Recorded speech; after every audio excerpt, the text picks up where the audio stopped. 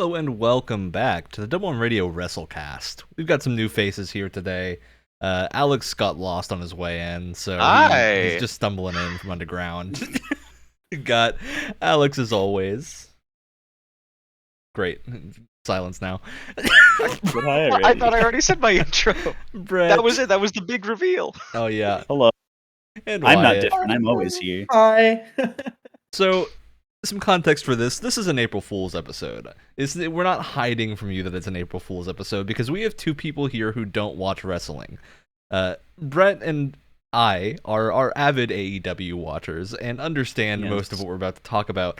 Of course, we're not going to be the ones reviewing the matches. Now, are we, Brett? No. We're here to point we'll and talk about laugh. them a little bit and say they were good afterwards, but we made a fantasy episode of Dynamite of some good AEW matches that we'll run through. We're going to have these two goons review them. And what's more, the twist I was waiting to reveal to you two is I'm not just going to ask you to review the matches. I'm going to ask you to tell me the lead up to these matches. To review the feud. Of course, you two don't know any of what happened. So you're going to have to make all of it up. No. Oh, no. I would be surprised if you remembered some of these people's names that aren't in the match titles. Yeah. Oh, that aren't in the match titles. Crap. So the first match we looked at, we had a big start here. We showed these two, the Lucha Bros versus Young Bucks from AEW All Out 2021. Phenomenal match. Steel cage was involved. Now, I gotta ask you two, why did these two teams have beef? What was going on here? Oh, well, personally, I think it's pretty obvious. You know, they've been doing this for a long time. They've showed it in all their matches. The Young Bucks just love pulling on people's faces, and that's you got to respect your personal space. They gotta get that face pull in. Mm-hmm. I mean, you ask the question, why do they have beef? I mean, it's kind of, the answer lies within the question itself. The Lucha Bros have all the beef, and the Young Bucks want some of that beef, and so they are fighting for their right to have some of that beef. So that's what the tag team under- titles represent, is ownership of beef. I was Exactly. under the assumption Exactly. that the Lucha Bros were going after the beef that belongs to the Young Bucks. Well, see, the Young Bucks think they deserve the beef. They think it is theirs, which is why. But the they're beef fighting is for already it. inside them. The beef was inside them all along. They're the Young Bucks. It's not the same type of meat. I don't think you've been paying attention, Wyatt. No, maybe they thought it was, that's where they thought it was. The Lucha Bros now have it, and they're trying to reclaim their beef. Right. Great. Now, so can you tell me the names of the wrestlers involved with this match, just to refresh my memory of some of the people involved here? Who are the Young Bucks? Commonly referred to by me alone as the Hillbilly Will Wheaton twins. Okay, so we got Will Wheaton 1 and 2. Yeah. I have a note that says, I guess one of them is called Nick? ? I read that after. I was like, oh, I wonder what Wyatt actually put for his notes. And I was like, why? Why did you write that down? What made you? Jonathan? Be good.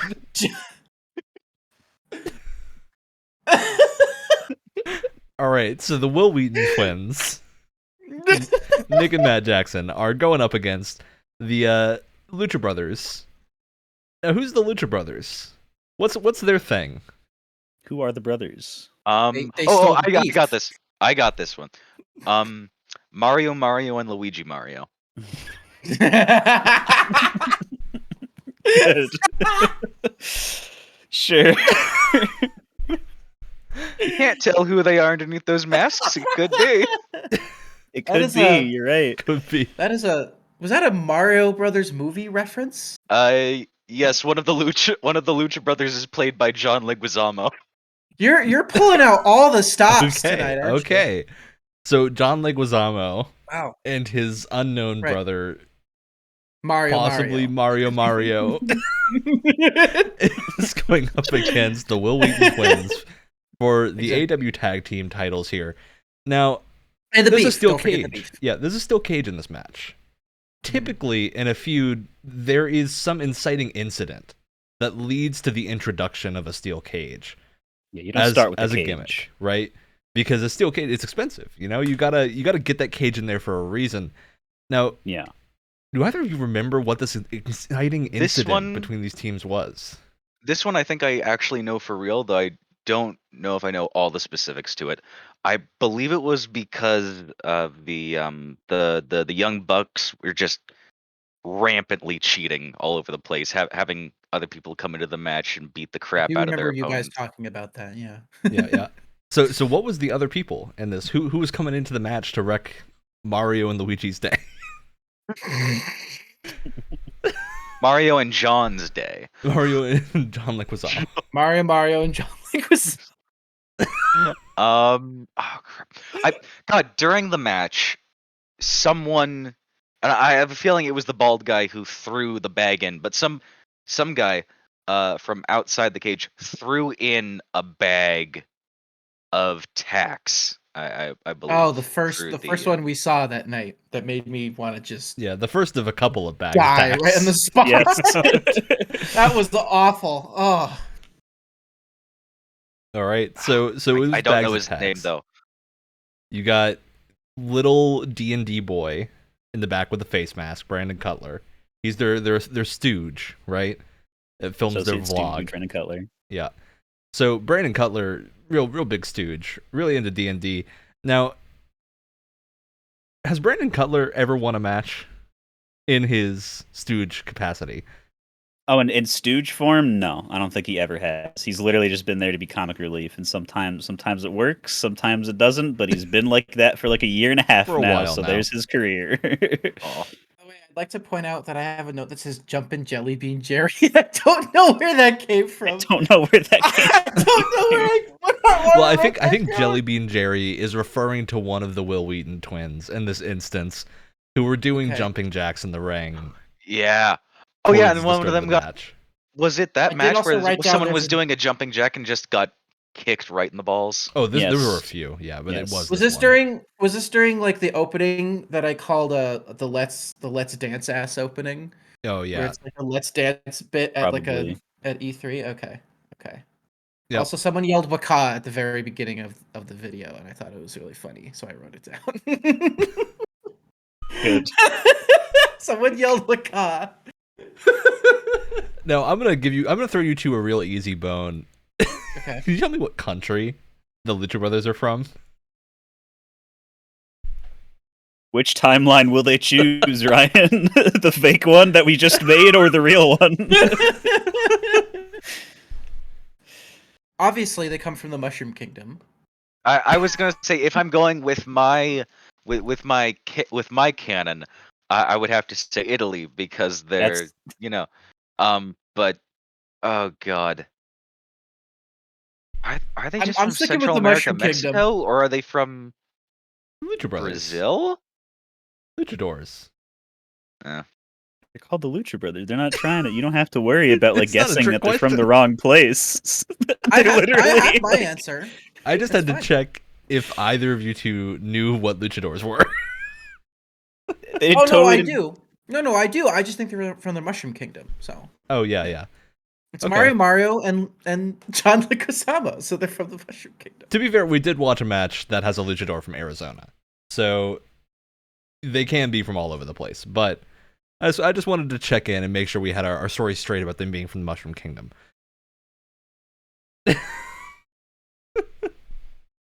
Now, what do you think they're going to do with all this beef that they've now asserted rightful ownership over in the Mushroom Okay. Kingdom?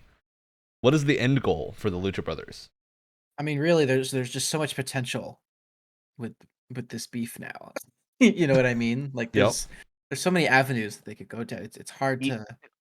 You could just cook it out, right? You could grind it up, and after you grind it up, there's still a lot of things that you could do with it. You could form it into patties, Mhm. or you could put it into sausage links. Mm-hmm. Mm-hmm. Yep. I To personally which would I'd say I marinate would it. I would like to see though I don't think it's going to happen. If this has ever been a thing, of a 4-way dog collar match between those guys, but the chains in between are made out of sausage links. Oh god. Oh, all so the you have to like beef. eat your way to your opponent. right? For them, I turn it into Yeah, a nice and then you bolognese, kiss. You know? Yep. And then it's Okay. over. That's a good match type. I enjoy that. All right. So now let's talk about the actual match for a minute. So very heated, intense rivalry here about beef. How would you two rate this match? Were there any spots that stood out to you? Any impressive moves from either team? I mean, the thumbtacks really got me. Like that impressive was moves. sickening. Oh boy. Sickening. So I've been exposed to wrestling a few times before by you guys, so I'm not numb to the thumbtacks, but they still bring joy to me. But I went wild when I saw one of the earlier things that they pulled off, which was when they got some of the young bucks up. They got one of the young bucks up on a rope. One of them, or another one of the luchas, was up on the rope too. He like grabbed his head or neck with his legs and did like a spinning. Give us the move I name, don't Alex. know. What's I the didn't know. move name? Spinning on the rope leg vice flip. All right, that's a nice mouthful. Good. Just rolls right off the tongue. Like a square wheel. Or Hurricane Rana for short. That's the abbreviation. I thought you were actual talking name of about the the thing. obvious Mushroom that is the Kingdom actual name. backflip. So Yeah. Oh no, but those were The Mushrana. Those were fantastic too. Oh my god! Every Yeah, the time running- every time the Young Bucks got hit, a little coin popped out of it. There was I think this wouldn't was surprise me if they actually unfortunately did the that. Young Bucks against the Lucha Bros, but there was a running kick to someone's face outside of the ring, which was just like outside of the ring in the context of the cage as well. God, there's so little room to move Like around 2 in feet there. of space. Yeah. yeah, no dodging that hit. Oh yes, the lucha rope bounce. So bouncing off the rope, running, and then just folding to Yeah. avoid getting Mhm. hit. Yep. I did also want to point out that there was a lot of moments where like if someone was climbing up in like one of the corners or something, the other guy that was like fighting him would just shove his head in between his legs, and it's like that's the last place you want your head to go. I feel Okay, like sometimes you got to use it for leverage. I Gotta feel come up like somehow. if I'm wrestling someone, Lift right, with your neck, not with your legs. my head being between their thighs is the last place You got to I just want. accept heads are going between thighs. That's just how it It's goes. the That's natural just- it state just of heads in happens. in wrestling. Because Yep. I mean, these people Um, are clearly fit, so I feel like they could just crush my head like a watermelon. Oh, absolutely. With just their thighs alone. So it's like, I don't know if Ooh. I would put my head there personally. What makes them so skilled is that they don't. Right? That's the difference. They know Yeah. their own strength. That's fair. That's fair. I think the last move that I have in my notes is just being so fun. Not really a move, more of a result. Limb spaghetti. When like Yes. all True. four of them were Yep. just in the corner of the ring, made into a human pretzel. I think I compared it to like Rockstar like rag dolls Yeah. when we were watching. It was like Mm-hmm. Scheduled nap time. Yeah. Yes, 100%. I was a little disappointed. There was all this fanfare, the like, Let's Dance opening thing and this big rivalry and stuff, and it starts with them like kind of hitting each other like a bunch of like toddler siblings. Toddler slap fight. Yeah, Yeah. and that's how it started, and it didn't last very long, and it only happened like a couple more times throughout the whole fight, so it's not that bad, but I was a little disappointed that that's how it started. There wasn't this big like opening impressive brawl. Mm-hmm. Mm-hmm. No Bollywood musical ending. SMH. No, I gotta If ask they you had too. more Bollywood music during the fights, That'd be that incredible. make it so much better. That'd be It's great. gonna be a special match at some point. So, how would you rate this match? I was gonna think of a nice Mushroom Kingdom theme thing, but Mushroom Kingdom has stars. Stars are a thing you collect in the Mario games. So, how many stars you giving this match? out of how many possible stars? I'll let you However pick many that. you want. Okay. Whatever scale you'd like to use here. I'm gonna be annoying and say out of 7 because it makes no sense. All right. I'm gonna give it. You know what? I'm gonna give it a good. I'm gonna give it a good 6 out of 7 stars. 6 out of 7.5 stars. Okay. You know, Okay. I feel like there were a couple times where again I wouldn't have put my head where they put their head. The opening was a little bit disappointing, but the nails really brought really did the heavy lifting of that fight. It was absolutely Mm-hmm. sickening to watch. Mm-hmm. Okay, Alex, how about you? Probably a 10 out of 13. Wow, that's a Good. rough rating.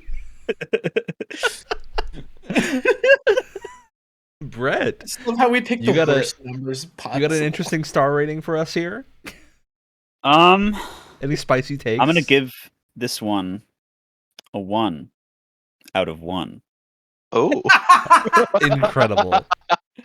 Is this a pass-fail system This we've is adopted? yes, Okay. yes. All right.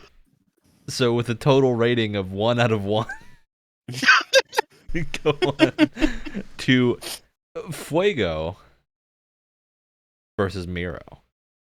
Man, this was just mean to Fuego. This was just this was a very David and Goliath lead up to the fight, Yeah. and then he gets bounced on the ground. this is the Yes. equivalent. This is the equivalent of your like asshole older sibling playing Halo and then invites to play Halo with you like 1v1 and then just absolutely just destroys you and just has no like just Mhm. doesn't hold back and he knows where all the weapons are and you have no idea what's going on and it's just not fair. So I gotta ask you, Fuego. We knew going into this match there was a title on the line, or not a title, a contract on the line for Fuego. Right. Now we know the result of this match. He lost, still got a contract. Now, what were the details of that contract? What was it a contract for? What was Fuego gunning for in this situation? What was his goal with this match? No longer being a jobber for AEW. Was it a year-long contract with Oh, I'm them? asking you. What were the details? I need some details here. What's the beef in this situation with this contract? Why was it so important to Fuego? And who was the mysterious man who came out to hand it to him? I think he said his childhood friend when he was talking in the. I was gonna say it was G-Man from Half-Life. All right, G-Man from Half-Life, we'll go with that. Right. Came out to Right. hand a contract to Fuego. After Fuego Fuego. maybe could have possibly in an alternate timeline where he was way better beaten Miro, which didn't happen. He did put up a good fight in the beginning, though. He Oh, yeah. had this scrappy nature to him that I feel like, and the surprise factor that I feel like carried him through at least part of the fight. He had a signature move. Remind me what that was again that he kept using, relying on. He did it over and over and over. Fuego punch. Oh, the Fuego punch. Yep. Good. Seen actually a lot because he was featured a lot in the video game F-Zero. Okay. So it's F an stands F-Zero. for Fuego. Yeah, F stands for Fuego. And F-Zero stands for Fuego. Was featured as a Fuego punch in this match. Of course, the Fuego punch being a move involving the opponent's head under your thighs and arm. So, Why do you think they call it the Fuego punch? what was the contract here for? What was the contract? F-Zero related by G-Man. Could this Here's what possibly it be a was. crossover? Here's what it was. Not only was it an AEW related contract, but it Yep. was also a letter saying that he could now join Smash Brothers Ultimate. This was a secret character reveal for Nintendo, and An Echo I Fighter feel of like it Captain was- Falcon. Obviously. Exactly, and I think it was a brilliant reveal. You know, there's been plenty of surprise reveals such as Joker or Banjo Kazooie, but I feel like it really committed to the bit of we don't even know if this is a reveal yet for a Smash character, and they just pulled it on us last minute, and I think they did a great job. Yeah, Sakurai always got to have the last word, Mm-hmm. including in wrestling matches. Mhm. I agree. All right. So after that, any match rating for this? Let's go with it's F-Zero. So we're gonna rate it number of Falcon punches out of falling off the stage. How many Falcon punches? I'm gonna give this a B+ out of 10. Okay, good. I like that rating. Thank you. B+ Falcon punch. Yes. getting all the numbers up there, doing some Steiner math in your head, Alex.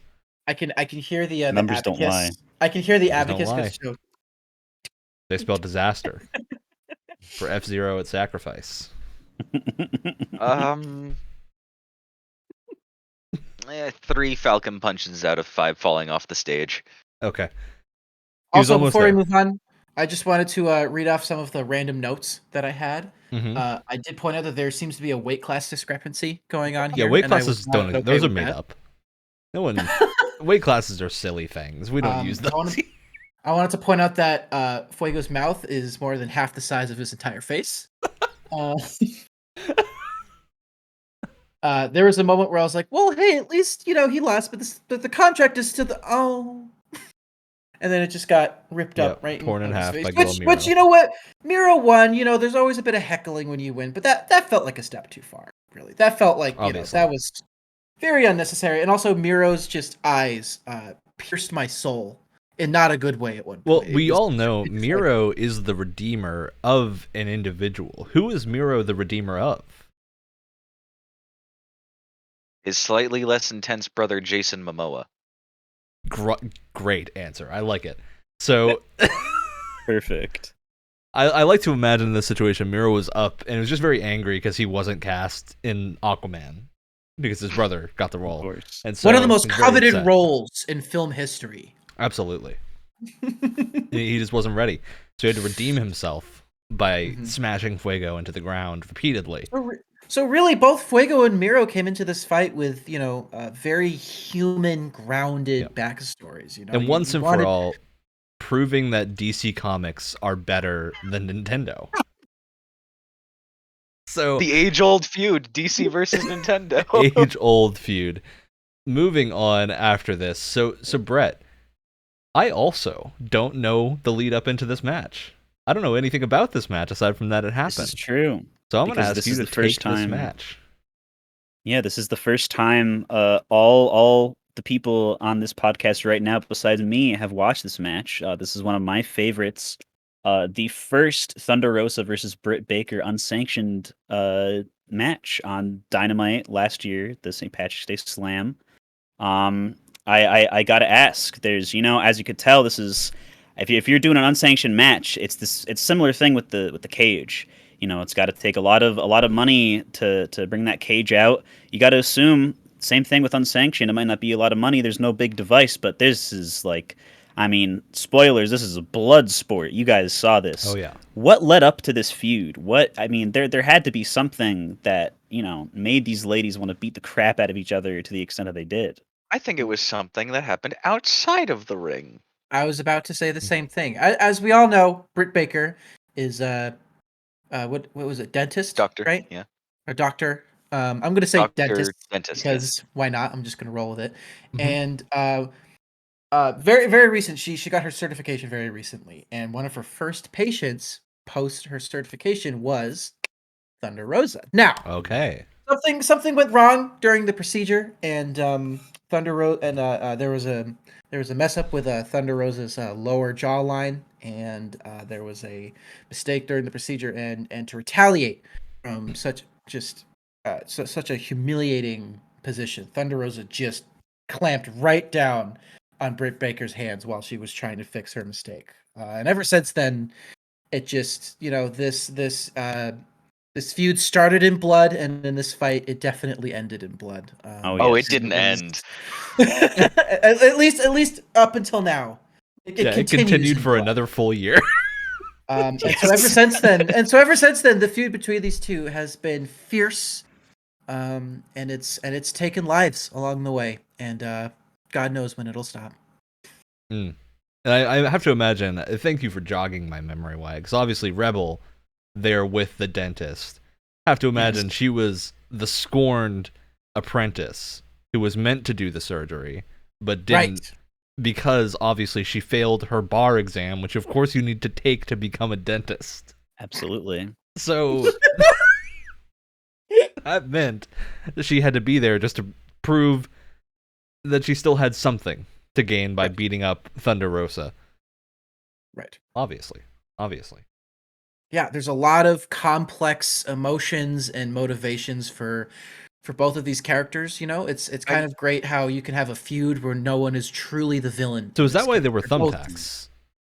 Well, you know what I think. I think going back to the scorned apprentice. I think she did actually end up getting what she was looking for. But it was a strange thing to look for. Not too many people want to be slammed into a table and be unconscious Hey, Just lay there for the rest of the entire match. match. I guess that's a good way to get paid with minimal effort. Which, I mean, obviously she didn't pass the bar exam, so she's used to Halftime. putting in minimal effort. God. Ooh. I'm not gonna Ow, apologize for jeez. Rebel. Ryan. Only one thing in that sentence was untrue. He's coming for you, you Savage. know. All right. Jesus. Now So- I She's have passed to out I have again. to She's point gonna out, hear that. She's Yep. passed out again. She's done. I have to point out, much like I mean, from the matches we've talked about, including this one too, like actual, I would say like in real ratings, like probably like 5 mushrooms out of 5 matches here. And one kind of like Fuego versus Mira was a little bit of like a shorter one. You knew it was going to be short because we all knew that what was match going was like a into it. total Obviously, of 5 minutes. I had it They marked didn't wanna down as drag out 11 the because I misery forgot there was for a too commercial long. break. Yeah. This is much like the Lucha Brothers and Young Bucks match at the start. This one had a lot of awesome spots in it, but even more so with the amount of tools that they were allowed to use because it's unsanctioned. That falls count anywhere. They could do Yeah, anything. yeah. So I have to ask They really each one of made you use of the unsanctioned. exactly match. which each of you three, which was your favorite tool that any of the wrestlers used to either attain victory or put some serious pain on the other person. I think The chairs by yes, far. I have to say the chairs because there was such Classic. It wasn't So many just a different tool. ways they were used. Exactly, and the other thing is, it wasn't just a tool that was used once and then forgotten. Right? This was a continuing storyline of more chairs being added, and Always more and chairs. there's this amazing crescendo of when someone finally falls on top of the chair, and you can hear Mhm. every single bone breaking or fracturing or Well, whatever. because in we their saw The cap Thunder Rosa. popped off one of the legs. Thunder Yep. Rosa was ensuring that all the chairs were on the maximum pain side. Exactly. To Hollow ensure side that up. all of the pain would be Yep. ready as soon as someone collided with it. And see, that's what I'm saying. It wasn't just a tool that was brought out and used. It was this ongoing thing. It just had this amazing buildup. It was like a great roller coaster. Right? You've got your buildup, you're going up, and then eventually you reach the top, and it's all downhill. And it was this great buildup to an amazing payoff. And that's what the chairs were. It offered so much more than just a tool to be used to inflict pain on someone. I do have to say I loved the pileup, but I still think my favorite use of the chair was Thunder Rosa just absolutely laying into Dr. Britt Baker outside of the ring with it It's always multiple good. times. That was Yeah. incredibly cathartic. I did love Yeah, the one point multifaceted uses. they of set the up a chair. chair, but of course you got to have a red herring in there. They put a chair in the corner and just never used it, and then took it out to put it back in the pile, and it was good red herring. You know, I was expecting Fun that fact: chair. that chair was actually red in honor of it being a red herring. Oh, It was just because very it was dark covered red. in blood. Yeah. It's This covered in is- blood. and then we had Chekhov's table. Yes, Yes. we did. We had 2 Chekhov's tables. One of them, I think, just 2. appeared out of thin air. That was a summoned table. I think if you look closely at the footage, Thunder Rosa snapped her fingers at one point, and just barely out of frame, you could see the shadow of a table appearing without anyone having to set it up. That's one of the things that makes this fight so special, is that there's this underlying amount of tension, not just within the fight, but what's going on with all of the objects and tools being used outside of it, because everything's building up to something. You know, whether it's Rebel being, passed out and just being absolutely just thrown right through the table, or the chairs, the red herring. It's such a complex story. There's so many pieces, so many things going Yeah. on. Of course, the Those are chair favorites. throw at the end being Thunder Rosa's signature move, the Thunder Rose chair bomb rush. Obviously. Yes.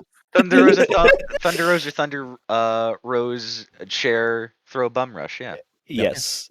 Fit as many words in there as possible. I gotta also shout out the teeth, the human teeth that were very oddly shaped in the form of tacks, strung about the ring, and really just takes hours to file each of those down into tack hours. form. If you ever want me to like a match more and instantly bump it up a few points in whatever scoring system I'm using, you got to add the tax, because it's instant tension. It's instant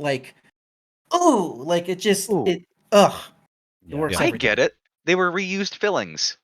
Good way of looking at it. They're all the ones from Rebels practice. Oh God, that's a lot. Well, she didn't pass the bar exam, so obviously it wasn't very good. So we obviously know how dentistry works here. Oh my God! Ryan, you have a bone to pick with Rebel, don't you? Many. You could say Ryan is a rebel with a cause. Oh, I've got a rebel heart. All right. So even I was like, too much.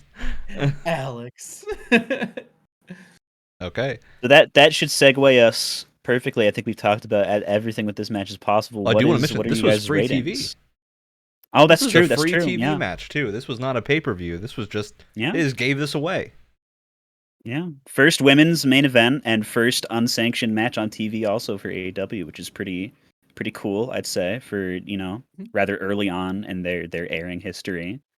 But yeah, what is your guys' ratings? I mean, you could, as always, rate it out of whatever you want. Everyone in the audience will know exactly what you're talking about. I mean, obviously, just for the inclusion of Rebel, this gets a 0 out of 100 bar exam passes.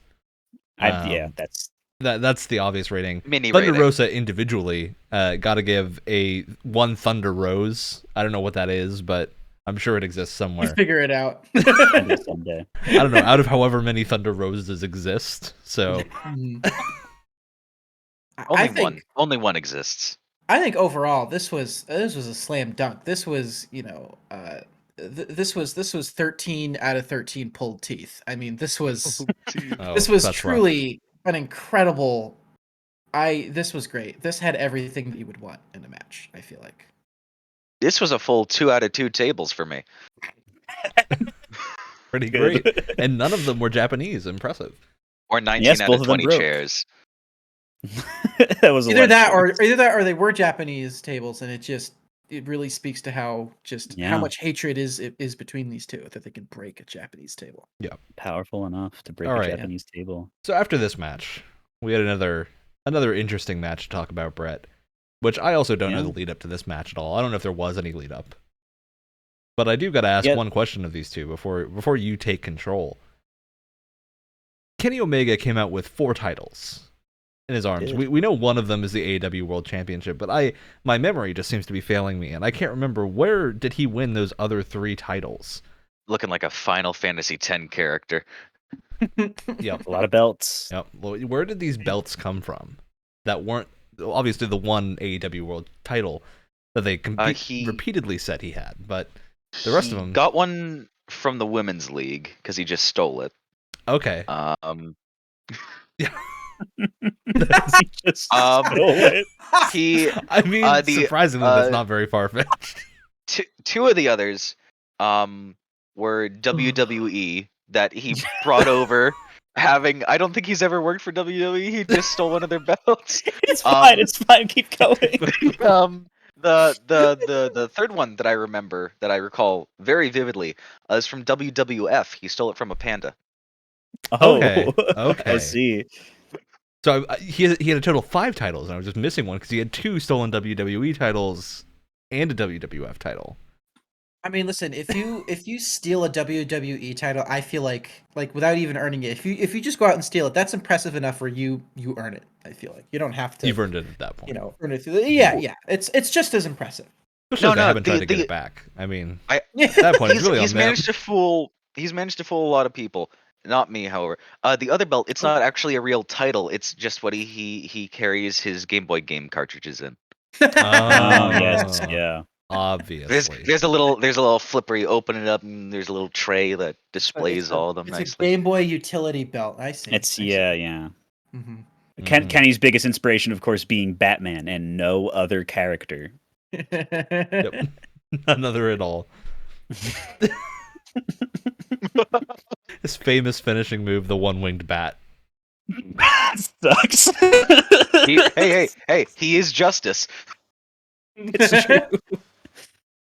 Oh my god. All right. Kenny Five Belts versus, this is a 3-way match. This is rather unique, not only for this made up card that Ryan and I have curated, but just in AEW history in general. I don't, correct me if I'm wrong. There's not many. I don't know if there's not many, if not any, other 3-way fights, at least singles. I know At least they not had for a three-way title. tag team. It definitely hasn't Yeah. been any others.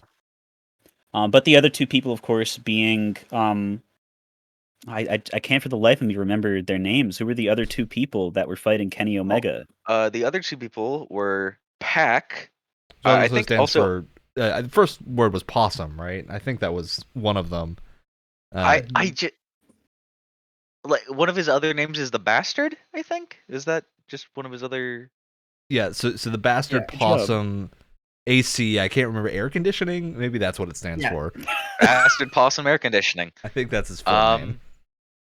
And of course, we have freshly squeezed Orange Cassidy. Oh, okay, okay. Orange Cassidy. Okay. I'd like to point out I did write down nicknames for all three of these guys in my notes. I believe Pac, is it Pac or Pac? I don't Pac. know. It's both. They just do whatever. Just Pac- do whatever. It's fine. Pac was wettest boy. Wettest boy. Kenny 3 or 5 belts, whatever it was beltiest boy, and Orange Cassidy was squeeziest boy. These are all true facts. Those are my He's the nicknames quenchiest. for them. Yeah, I actually did come up with a for one of the moves in the fight. I did actually come up with a name for one of the moves. It was a moment where someone was like just vertical and made the other person was or horizontal, the other person was vertical, and then they just like slammed into each other. They're like stomachs. hit, Yes. and I called it the tummy thumper. Tummy thumper. The Classic incredible wrestling tummy thumper. maneuver. Yeah. I think most of Orange's. It's not a move because he spent a lot of time in the match doing it. Just his look ma no hands maneuver. Yes. Yep. It's like his equivalent of Super Saiyan powering up. You know, he's putting his limiter on, and that obviously makes him better rather than taking it off because he's Orange Cassidy. Yes. This time the glove doesn't have to fit; it's just the pockets. Oh yeah. Wait, you can't even tell because his hands are in his pockets all the time, and it's very hard to take them out of his pockets. Mm-hmm. We also have to point out Callus. This asshole, this guy. So he's Kenny's manager or something or other. Mom. Like I don't understand that. He's his Kenny's mom. carny piece of shit. That's Right, his official title. Kenny was being pinned by, was it Orange Cassidy, I think? And there were 2 counts, and then Callus comes in and like tugs on Orange Cassidy or whatever, it stops the whole thing. Which is just, I mean, I in all of these fights, I don't think I've had any amount of pure hatred, at least before we got to MJF, but wow, that was just a bubbling like screw this guy. Like that was a moment where I almost had to step away because I was just too angry. And You didn't get that with Little Miss Failed the Bar? Little Miss who? Oh, Little Miss Failed the Bar. Not angry, because I'm a little bit separated from that. I don't really have a horse in that race. Here, this was just. I mean, I was blind with rage for a good. I mean, obviously, the only character you can root for in this match is Orange Cassidy. So as soon as anyone messes with him, I have to hate. Well, I was rooting for Pac. Don't you mean possum air conditioning? Yeah, I was rooting for the bastard possum air conditioning. He was good, but the tummy thumper really did a number on him, and after that point, he was out of the match for a while. Yeah. Well, I mean, I don't blame him. The tummy thumper is a real. I mean, you right next to the surprise roll up, one of the most devastating moves in pro wrestling history. Not gonna lie, I really enjoyed watching Pac freshly squeeze Orange Cassidy on the ropes. Yeah, Yeah. Pac is known for his submissions, but he's also known for his high flying maneuvers, and I think it's worth pointing out. Yes, he was subjected to the tummy thumper, one of the most, if not the most powerful move in professional wrestling that has literally injured and sometimes even killed its performers in real Yep. life by doing the tummy thumper. It's very rare to see that pulled off correctly. Not only is it very rare to see that happen, but to see him come back and perform his iconic his finisher, which I know what it is, and I know you guys obviously know what it is too. Obviously. But I'm gonna need Kenny a Omega's name finisher? from you guys, and I'm gonna need what he does for. We know for Kenny his Omega's finisher is the one-winged bat. Yeah, the one we get back. We're talking about Pac's finisher here. His iconic airborne Oh. maneuver, which you guys are going to explain what that is because you know.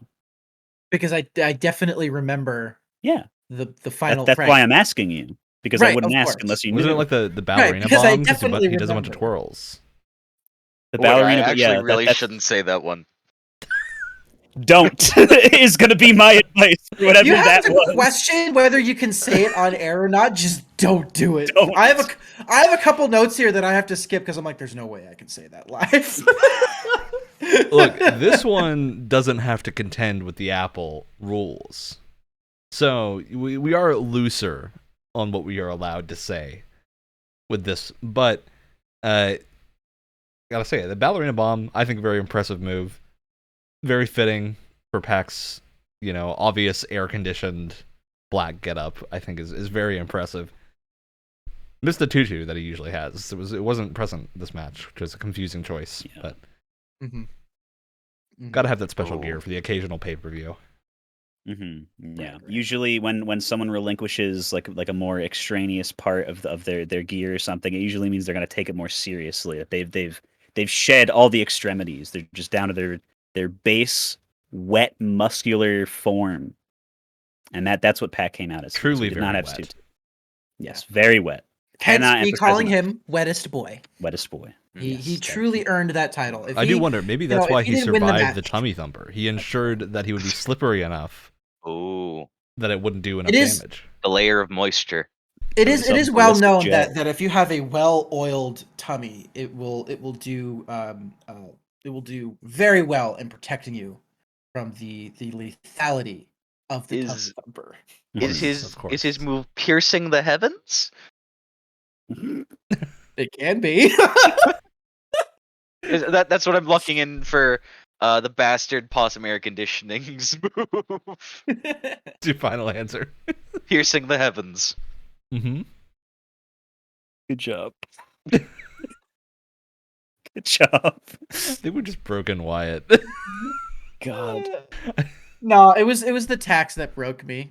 It was the Oh. first time we saw the tax that broke me, and then the second time we saw it, that's when I wasn't coming back. Yeah. Ooh. My brain's not coming back. Some other notable parts there that I have written down are the rope burn that was Mm. given, or the cable Yeah. burn. That looked so painful. Rough. Remember, those Just are right on the reinforced. ear. We call them ropes. They are reinforced steel cables. High Yep. tension. Yeah. It sounds like a joke every time someone says it, but it's actually true. It is So true. There's that, and there's also Kenny Omega's force push kick that he subjected Pac to. That When was flying. so cool.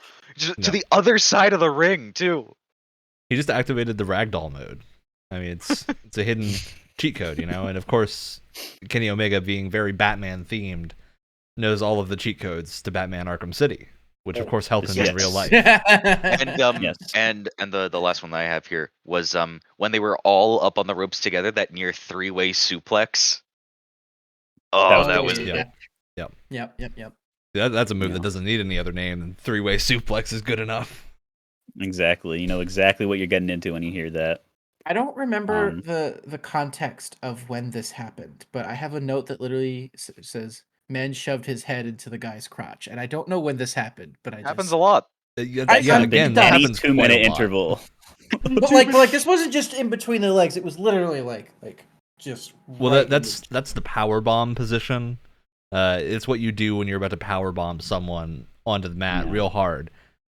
Okay. Yeah, you gotta get Kenny their head often just really does. lodged in there. And so you use the crotch as a cushion so that your head doesn't take too Well, much. no, you Yes. use the crotch as Impact. leverage to lift them up onto your shoulders, so you can then slam them into the ground repeatedly.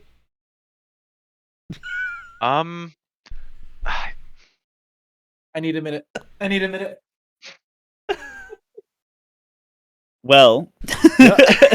this I think is a good example of a match that did not need. I mean, we joke and talk about how Ryan and I kind of accidentally, without really planning to, put together like a card of some of the bloodiest matches that AEW has had, Yeah. because they're also like Yep. usually if there's a match with someone bleeding in it, and I mean I gotta say his name, Cody isn't in it, it's probably going to be a good match. Because Unless any Cody's in match it with his brother, Cody's in, at which point it is an incredible match. that is the one exception. Yeah. But I think instead of focusing on the blood that this match does not have, we'll focus on the wetness. So instead of Yeah. me letting everyone just kind of rate on their own terms here, we're gonna take a page out of Moist Critical's book here, and we're gonna kind of Okay. do a little bit of our own moist meter. How wet did this match make you guys?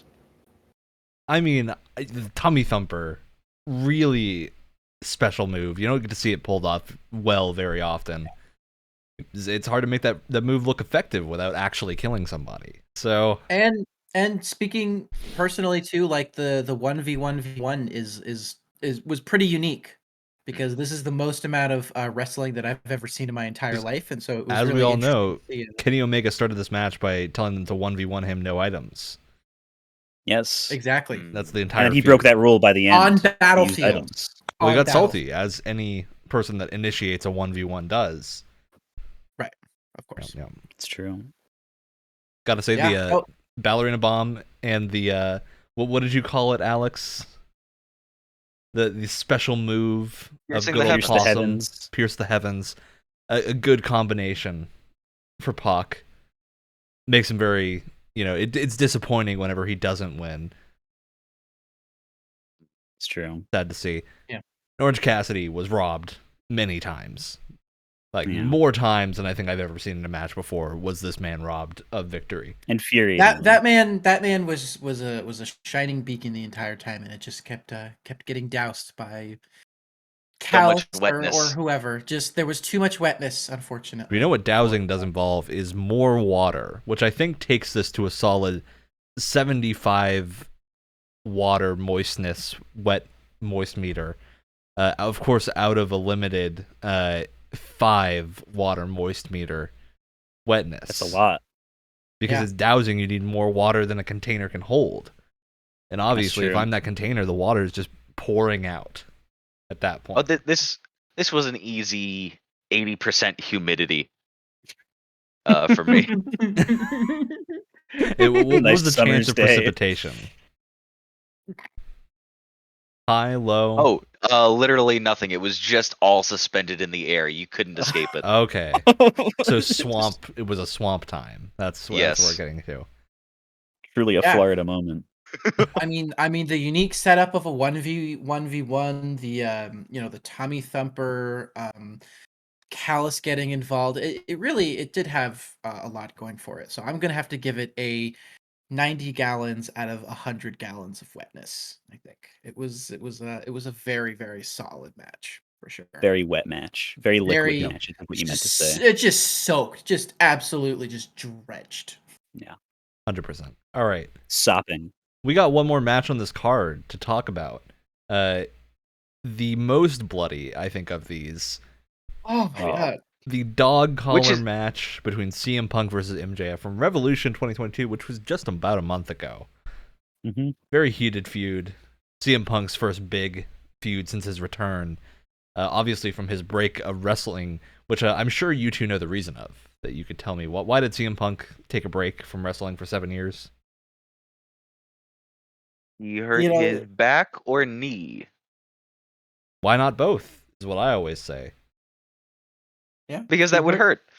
You know, he was he wanted to take his he wanted to take his wrestling to all new heights, and so he tried wrestling a bear, and in doing so, he busted up his back and his knee at the same time. You know, it takes a certain kind of man to or woman to fight something as fearsome as a bear, as a wild, just enraged bear. And You ever take a tummy thumper from a bear? It's not pretty. no, It's no, not- and It you is know, worst part literally is the that it end of doesn't you kill you. 100% of the time. yeah, you know, Oh. you just have to sit there in pure agony. It's the worst kind of tummy thumper there is. You know, Every Just last one the of your internal bear's organs fur. shattered. Just the bear's fur makes the tummy thumper that much worse. In the exact opposite way of how being like nice and oiled up really makes the tummy thumper a lot better. Mm. Just having a fur, it just makes it so much worse.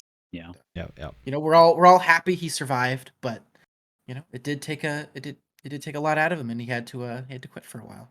And 7 obviously, whole he was years, very yeah. heated against the promotion that required him to face that bear and gave it the go ahead to do the tummy thumper, which devastating move. Horrible injury. He really did endanger himself for his art, and I have all the respect in the world for him for that. Truly. Which I want to ask before we get further into this match. I mean, both of these challengers have just a bunch of letters in their name. I have to ask, what does the abbreviation CM and CM Punk stand for, and what does MJF stand for? They're very famous abbreviated Okay. names. What do they stand for? Okay, CM Punk. Obviously, I think Punk is hiding something.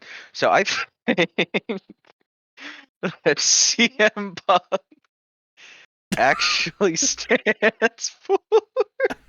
You gonna be okay? Probably not. This is a gut reaction. Creaming mere puppets. Mere Okay. puppets is one word. Creaming mere puppets. Oh, They're we were mere taking the P from. puppets. I see. I Mhm. see. Creaming know, mere puppets. And part of the reason I feel like MJF is so hated is that his nickname just isn't nearly as catchy or creative as that. You know, MJF, it literally just stands for Major Jerk Face. You know, it's Really on the nose, inelegant, yeah. it's simplistic, it's almost barbaric in nature, and I really think he could have spent a lot more time coming up with a much better Yeah. name. I mean, Obviously. he. I think the idea was that because I mean we can say it because we're on Twitch, but you cannot say the words "major jerk face" on live television, or the broadcast will be cut by the government. Because I that wince is a little bit saying it. I don't even know if I feel comfortable saying it. I feel like I have to for educational purposes. You know, if maybe someone doesn't know, Freedom I of think it's good speech to do loses it. again. Truly the But I worst think name in that being someone has general, ever silenced. ascribed to themselves. yeah, I unfortunately. feel dirty just saying it. I feel like it's just not something you should be saying. You know, Honestly, it's And- worse than Edgar Allan Poe's cat's name. That's the wrong cat. You're thinking of a different person that writes cat. Oh, wait, no. Edgar, What? no, What? H.P. Lovecraft's cat. Instantly, What are Brett you talking understood that about? it was a wrong.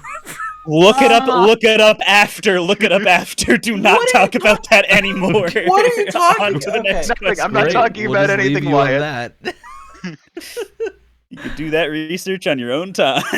So of course, this match famously was established on Valentine's Day because CM Punk asked MJF to be his Valentine and pulled out a dog collar. Now, what was the inciting incident? I know that sounds like a joke, Wyatt, but it is actually Yeah, that's actually Why what I'm happened. laughing is because that's true. Because they showed that at the beginning. very famously. Hey, we've all this been is- there, right? Your This is a Valentine just callback pulls to out a the match dog. that CM Punk had early in his career with another individual who I can't recall the name of. Very famous dog collar match that he had against someone else. Could you two provide me with the name of that individual that this match was inspired by? Well, it was Bowser. Bowser. It was the obvious answer. I mean, Yeah. obviously, I'm such an idiot. It was Yeah. Scooby-Doo. Wyatt's clearly correct. You know, it's a dream for a lot of wrestlers to be part of the Smash Brothers cast. You know, and Mm. sometimes they make it, and sometimes they don't. You know, Fuego. Hey, look at Fuego, yeah. You know, God bless him. He's on the cast now, and I'm so happy for him. And CM Punk just never quite got his never quite got his the attention that maybe he felt like he needed. So Yeah, and then He was CM never Punk got able to beat angry Doug. and went to Marvel Comics instead to prove that Marvel was once and for all better than Nintendo. Of course. Are you gonna explain that or just have it as an intro? Oh, that's his famous Drax comic run, obviously, that he established, which 100% Which all best of run you of should Drax that I've know. never read.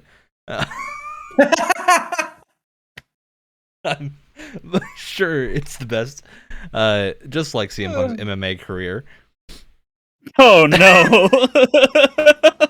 Bum bum bum ba-da-da-dun, da-da-da-dun, da-dun-da-da.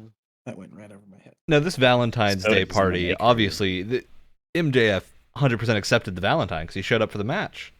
He was course. into this. So what was the story going into this match? Why did it need to be a dog collar match? Well, because it was a Valentine's Day match, and if there's anything that you give your Valentine on Valentine's Day, it's a dog collar.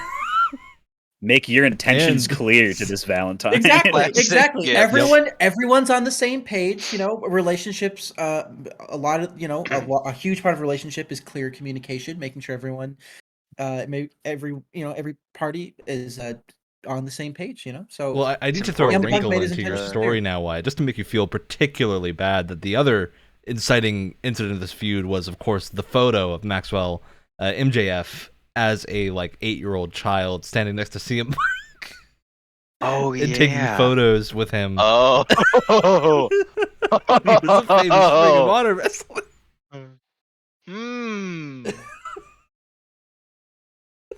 Maybe not his Valentine. Woo! You could have just not mentioned that. But then it would be less funny.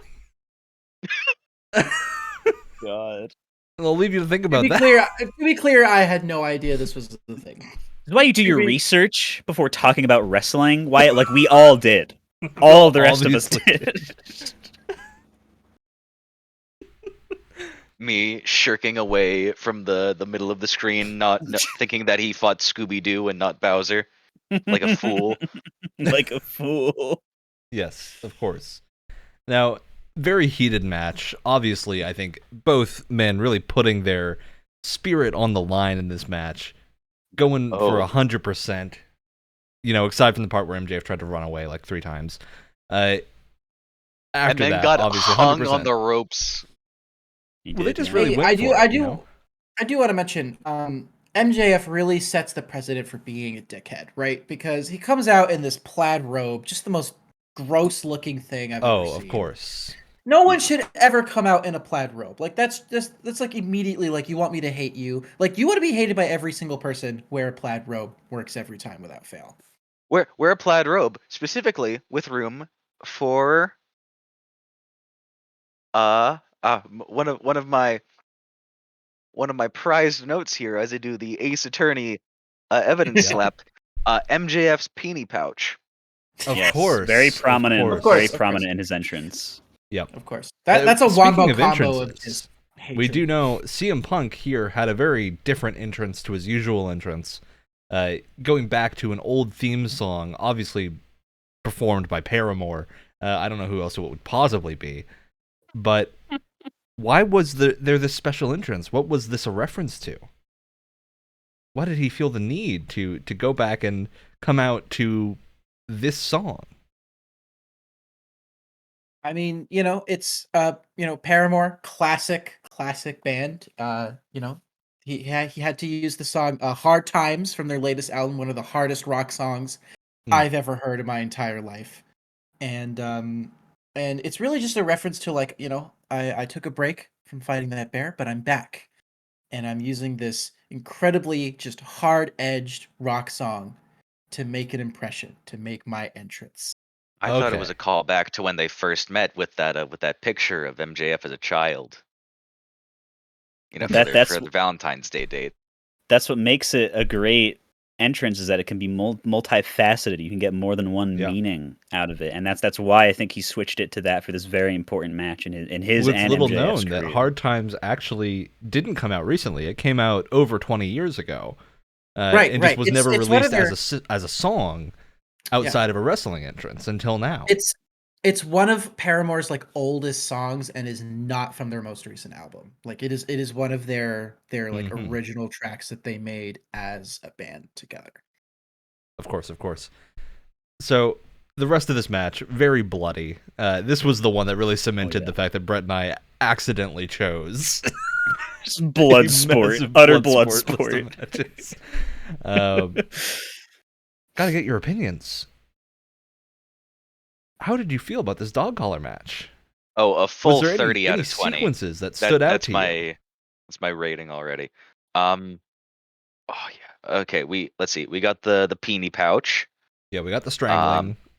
CM Punk's hand stomp, a wonderful tactical move on Punk's part, disabling his opponent. And then of course we also have MJF going after CM Punk's leg, which stopped him from doing his finisher a couple of times. That's true. On him too. So very very tactical mindsets on both of these participants. We have when CM Punk got MJF in a headlock in the corner of the ring, and people just started counting up how many times he was punching the IQ out of him, and you could see it on his face too. Just 1, 2, 3, 4, 5. Yeah. That was of course, that's a great part of MJF. He's, absolutely massive jerk face, but well, hey, you don't need to use that word any more than you have. If anyone deserves it, it's MJF. It's pointed at. It's understandable. It's just I don't know if we can really use that word. Okay, it's abbreviated for a reason. Okay. Yeah. All right. Yeah. I apologize to any fellow MJFs out there. Insulted. Ooh. But I gotta call out here his use of the microphone. Really setting him back a couple steps here, pulling it out to gloat against CM Punk. Obviously a horrible choice that backfires very quickly for him. Yeah, oh yeah. When CM Punk says his famous line back to MJF while he's on the ground escaping a hold, which was if you can recall, what did he say to MJF to get him to stop? Eat shit, Max. Great. Good. Which does lead me into something that I noticed in this match that was different from a lot of the other ones we watched. Was this one has a lot more crowd work. They were playing to the audience much more in this fight than the other ones, and I feel like it kind of shows in their performance a little bit. It's almost as if their attention at times was diverted away from the actual fight and keeping a set of eyes on the crowd and stuff. It was definitely a different kind of fight, I feel like, because it was much more, trying to get the audience to be as loud as possible. Of course. Yeah. Now, I'm actually genuinely happy that you pointed that out, because that's CM Punk is at one side of the spectrum where he's really hard to get people to boo for him, because everyone is so happy that he's back after fighting that bear. Everyone is so excited to see him back after that 7-year tummy thumper. No one thought he would return. Surgery. No one thought he would return. That everyone's really happy, and even if he's doing like mean stuff, everyone's always cheering for him. And no matter what MJF does, everyone boos for him all the time. There's easily most easily likable person versus most easily hateable person, and it just shows. It creates a fascinating dynamic during the film. Ooh, we had the chain rip on the forehead, opening up CM Punk's old stitches. Of course. Just the use of the chain in general, like when they were choking each other and stuff. Oh god, yeah. It was wrapping it around his hand. Yep. Did he wrap it around? Did CM Punk wrap it around his knee at one point to try to his elbow too? They wrap chains around a lot of places. Yes. Oh, we got CM Punk just biting MJF's hand. Oh, too. Yeah. He learned that from the bear. Oh, I thought he learned that from Thunder Rosa. Rosa was the bear. Oh my god! It all comes back around. Oh my god! This is a global conspiracy. That was in a spin-off comic series, but it is canon. Yeah, it's canon, but only in the alternate universe version of the current timeline. So, right, very clearly, it needs exactly. It's not that difficult. I don't know why you would ever question it. So. Let's see. Exactly. After more tacks were pulled out, we also have when they just started serving bar nuts. in the match. What? I'm They were- genuinely Yeah, confused. you gotta say you lost me on that one. You gotta keep going. I'll elaborate for the vice just saying it. They were serving bar nuts. CM Punk had an unfortunate fall, and on the corner of the ring. On the corner post. Yes. Yes, he did. Bars and nuts. I understand. That was I understand The now. best- This This is was another. that was a too message to our intelligent audience. of a joke. The best That was jokes are the way ones that beyond you have our to IQ. explain. Of Yes. course, obviously my personal favorite brand of humor. I was about to say that's Ryan's forte. Yep. I will another great stand-up moment. So there were more attacks, much to my chagrin, Oh, there were but also so pleasure many. at the same time. Many in the rear end. Yes, Mm, yes, yes. and but including that, there were two But- right in the neck, and they look like Frankenstein bolts just coming right out of his neck, and it was sickening. It was tough to watch, for sure. Yeah. Very Very bloody grueling. match. Very impressive match. Now, obviously, got to ask for ratings. What would you rate this match? I'm gonna give this a it's a tough call. I'm gonna have to give this 8 gallons of blood out of 8 gallons of blood. I think it was just that this was it was an interesting dynamic between the two fighters. It was an interesting gimmick. Great use of the gimmick. And then of course you got to pull out the tax. Gives it an extra bump in the score. So I think what really cemented this as one of my favorite wrestling matches I've ever seen, and the rating that I will explain shortly. The certain prop at the end that usually belongs to MJF for Worth his pointing out, yes. no good, very bad maneuvers. CM Punk going full Gollum for the ring. The real star of Yes. this match, obviously, Wardlow, right? Coming out, Wardlow! giving the Wardlow! one ring, just to the ring at that point. It wasn't even to an MJF individual, but leaving it out. MJF's Oh, here it babysitter. is. MJF's babysitter. Yep. Mm-hmm. MJF's very powerful, power bombing babysitter. Jacked Power babysitter. Yep. Now, this is tangentially related to the match, but MJF famously has another associate that he often brings with him to events like this. Wasn't present at this match. Obviously, he was out, I think maybe injured or something from whatever his other match was. But what was his deal? Famous for bringing an object to the ring along with him. Mm-hmm. It was the one ring, not just any old ring. It was the one ring, the one ring to rule them all. And Yeah. he forged it in the flames of Mount Doom. Specifically. Oh, so it was Celebrimbor. That's who. Yes. Yes. Okay. Callum That's what I'm Brimbor getting was the missing member of MJF's squad. Obviously, I can't believe I forgot about him. Strange to not see him in the match. Felt like Yeah. maybe some interference, but I think he's off. I think he's involved with the new Amazon Lord of the Rings show, so they needed him on set. Oh, yeah. Obviously. Yeah. Obviously. All right. So final ratings for this match. We had 8 gallons of blood. Alex, what was yours? The one ring to rule The them one all. ring to rule them all. Out of the one ring to rule them all. Doesn't get much Good. better than that. Look, I got to give this one I broken mean- chain link out of one broken chain link. It's a well-known fact. I mean, recent interviews have just come out that AEW actually they ran out of all of their gallons of fake blood in this one match. They used all of it for this one match, and that's actually crazy. And they actually used all of their stock of spare pockets sewn into Wardlow's suit.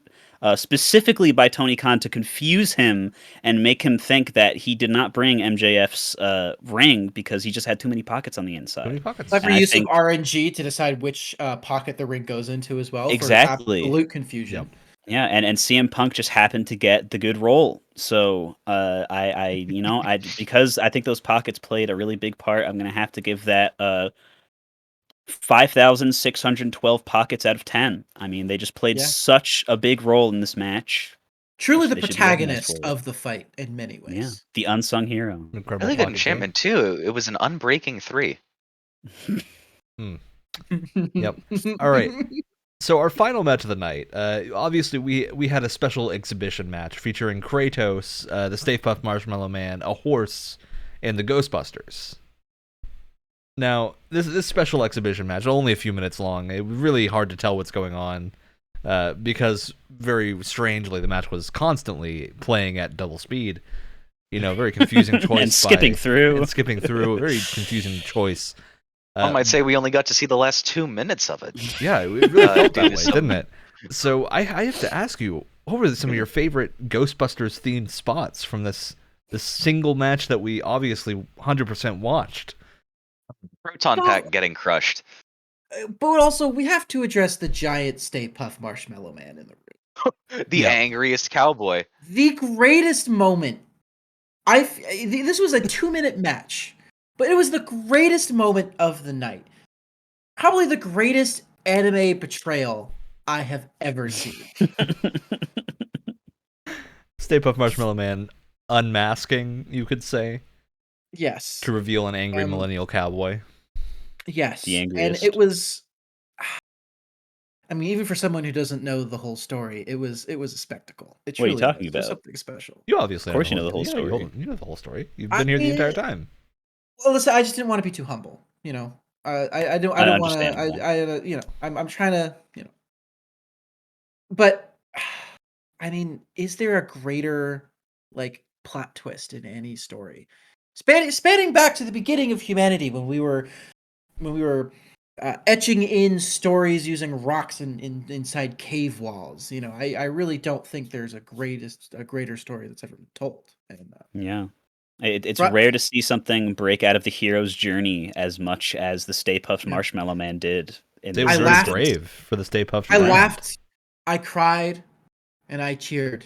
It was truly one of the highlights of my life. And, I clapped. And canonically, the Stay Puft Marshmallow Man is now stronger than Kratos, which I just Yeah. think really throws the global power rankings into I mean, disarray. here's the thing that This has that was ruined never, all canon. and that's the thing is like that was never confirmed by anyone. But did anyone ever really have any doubt that that was the case to begin with? There It's was true. no Have empirical you ever evidence. seen the Stay Puft Marshmallow Man lose a fight? Exactly. Exactly. It's off soft boy energy, and that usually wouldn't stand a chance against Kratos. That's where he gets you, though. That's what he wants you to think. Well, because if you kill the Stay Puft Marshmallow Man, you just unveil the angry cowboy inside. Who's been Release piloting the like a beast. piloting him like a mecha. And with that, I think we're done. What was your rating overall of this card here? So all the matches together, how would you rate this show on whatever scale you would please, related to other wrestling shows that you've seen? You know, what is the rating you'd give this? I Like give down 9 this out of 5. I give this Okay. a Stay Puft Marshmallow Man. That's my rating. Yeah, I That's give it. this a 1 coin drop out of the G1 Climax. Good. Which is I mean, be I'm gonna. nothing I, anyone- to have- I mean, I'm gonna be 100% serious actually here. Putting this card together was actually really fun, and both of the matches that I suggested, the ones that Ryan had not seen before, I was kind of worried, like, oh man, I can remember them being good.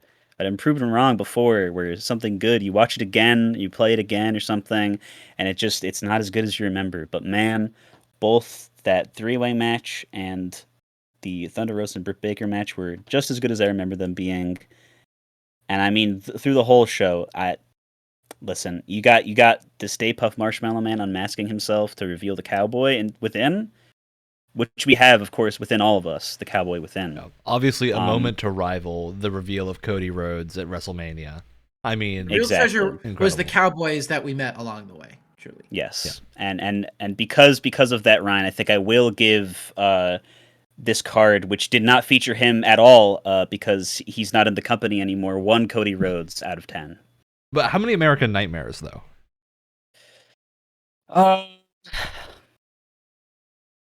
Like 2 at least.